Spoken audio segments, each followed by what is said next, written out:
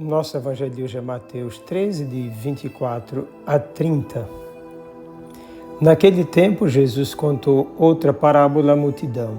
O reino dos céus é como um homem que semeou boa semente no seu campo.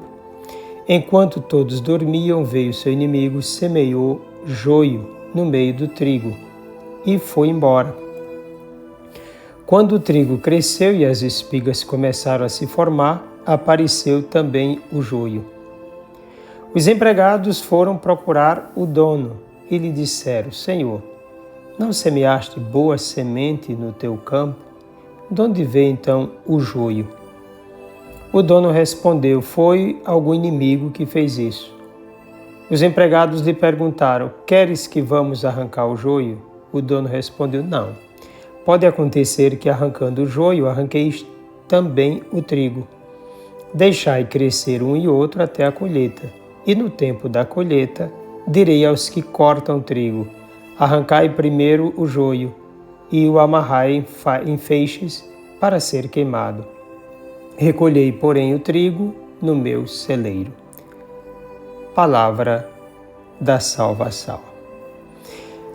A clareza dos ensinamentos de Jesus pertence aos seus discípulos. Jesus mesmo é o que semeia a boa semente, que são os filhos do reino. O campo é o mundo, os joios são os filhos do maligno. O adversário é o diabo, a colheita é o fim do mundo. Os ceifeiros são os anjos. Na verdade, o texto trata de uma questão não somente escatológica, dando ênfase não à semeadura, mas à colheita, mas também à realidade mesma da comunidade cristã.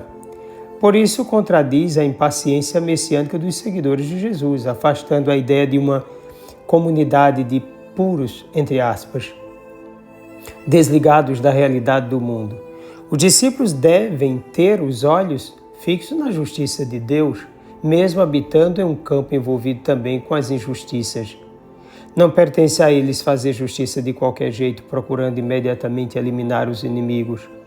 Essa seria uma forma de conservação do farisaísmo, uma expressão clara de hipocrisia, uma vez que todos somos pecadores. Além disso, seria uma tremenda traição tanto aos ensinamentos quanto à prática do próprio Jesus. A eles não cabe a colheita, mas tão somente a semeadura. Duas atitudes marcam esse texto: a atitude do inimigo em provocar a destruição do trigo e a atitude do agricultor em conservar até mesmo o joio, a fim de que não se perca nenhum pé de trigo. Além disso, é possível ser observada a paciência do agricultor. Sua preocupação é com o futuro, isto é, com a colheita, sem perder nenhum dos seus. Por outro lado, sinaliza também para a sorte dos que vivem na inimizade com Deus. Alguém pode até afirmar a misericórdia do Senhor, mas nada justifica uma vida livre na contramão da fé, na adversidade, numa experiência quanto mais de pecado, o que está acontecendo principalmente no nosso tempo, como eu acredito que você viu a escandalosa abertura das Olimpíadas em Paris, valorizando somente o pecado. Quer dizer, há um interesse pelo pecado, há uma queda pelo pecado, há uma inclinação muito grande e, ao mesmo tempo, um desrespeito, uma falta de temor mesmo a Deus, quando eles fizeram aquele teatro maligno da ceia, não é? E ainda ser acolhido como bem-vindo ao reino de Deus.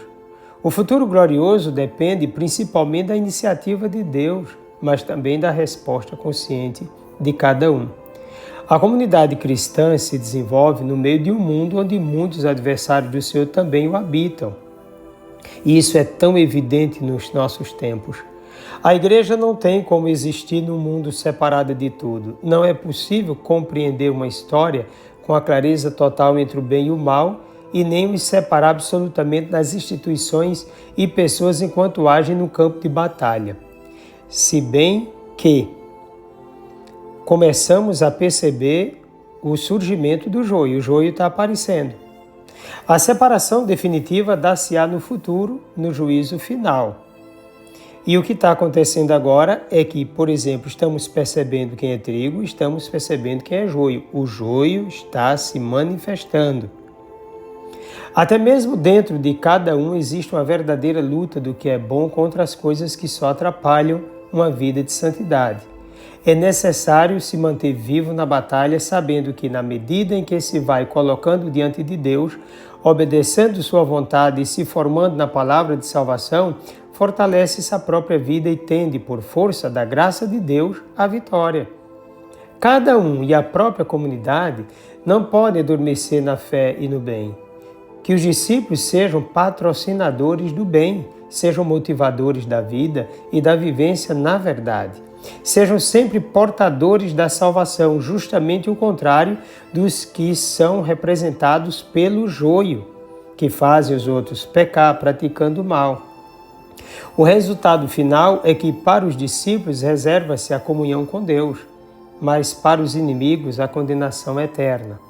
Mesmo que o reino de Deus pareça impotente diante do mal do mundo, e volto à questão de Paris, da abertura dessas Olimpíadas agora de 2024, que é feio aquilo, desumano, é contrário a Deus, é contrário ao cristianismo, é uma perseguição mesmo, agora bem clara, aos cristãos, à Igreja de Jesus Cristo, com certeza, mas apesar de tudo isso, venceremos com Cristo.